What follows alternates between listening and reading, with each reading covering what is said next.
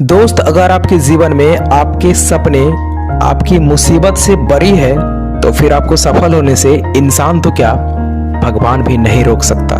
जी हाँ दोस्त, आज मैं एक ऐसे स्टूडेंट के बारे में बताने जा रहा हूँ जिन्होंने अपने माता पिता के सपने को पूरा करने के लिए खुद को पढ़ाई में झोंक दिया। इनके पिताजी सड़क के किसी चौराहे पर दूसरे के जूते को पॉलिश किया करते थे। दोस्त, जूता पॉलिश करके बहुत मुश्किल से सिर्फ ये 2 वक्त की रोटी को ही पूरा कर पाते थे।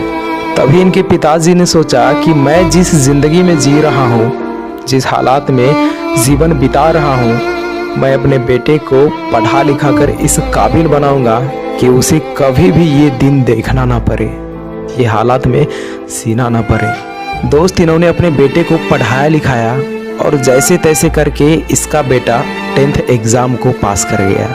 लेकिन दोस्त, इसके बाद घर की स्थिति इतनी ख़राब हो चुकी थी कि आगे की पढ़ाई के लिए इनके पास पैसे बहुत मुश्किल से हो पा रहा था। लेकिन इनके माता पिता ने जो सपने देखे थे वो इनके प्रॉब्लम से बहुत बड़े थे और उन्होंने कभी हार नहीं मानी। इनकी माता जी ने भी सिलाई का काम शुरू कर दिया ताकि अपने बेटे को अच्छे तरीके से पढ़ा सके। दोस्त, इनके पिताजी के पास 1 भी रुपया नहीं था, लेकिन फिर भी इनके पिताजी ने इंटरमीडिएट की कोचिंग के लिए एडमिशन कराने के लिए चले गए और वहाँ टीचर से बात करने लगे कि प्लीज़ आप मेरे बच्चे को पढ़ा दीजिए। सर, अभी तो मेरे पास पैसे नहीं है, लेकिन मैं धीरे धीरे करके आपका सारा पैसा दे दूँगा। प्लीज़ आप मेरे बच्चे को पढ़ा दीजिए। मेरा सपना है कि मेरा बेटा मुझसे भी ज़्यादा हैसियत वाला हो। दोस्त, इनके पिताजी का बात सुनकर टीचर ने भी हाँ कह दिया और उसने भी मना नहीं कर पाया कि मैं आपके बेटे को नहीं पढ़ा पाऊंगा, और उसने यहाँ तक भी कह दिया कि मैं आपके बेटे को पूरा पढ़ाऊंगा, वो भी फ्री में पढ़ाऊंगा। सैल्यूट है ऐसे टीचर को जो गरीब स्टूडेंट के दर्द को समझते हैं, गरीब फैमिली के दर्द को समझते हो। दोस्त, एडमिशन तो हो गया, लेकिन 12th में इस लड़के को गर्मी की छुट्टी में एक फैक्ट्री में भी काम करना पड़ा था। पता है क्यों?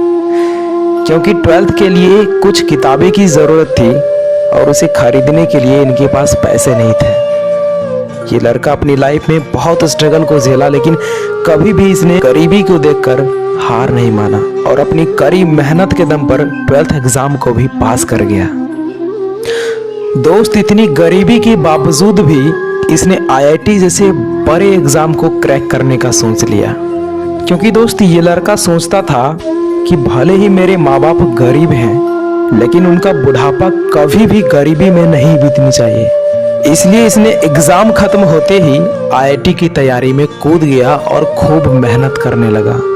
दोस्तों, तैयारी के दौरान ऐसे ना जाने कितने रात होंगे जिस रात इसने सोया नहीं था, क्योंकि जब भी सोने के लिए जाता था ना तो उसके आंखों में पिता के पल रहे सपने और दिन भर की गई दूसरों की जूते की पॉलिश का याद आता था।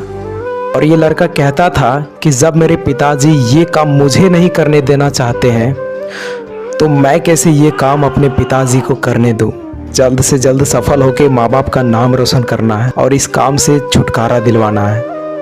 और दोस्त, इसने इतना मेहनत किया, इतना खुद को रगड़ा कि इसने अपने पहले ही प्रयास में IIT जैसे बड़े एग्जाम को क्वालिफाई कर गया और एक सड़क पर जूते पॉलिश करने वाले का बेटा IIT कानपुर का स्टूडेंट बन गया, जो ना जाने कितने स्टूडेंट का सपना होता है IIT कानपुर।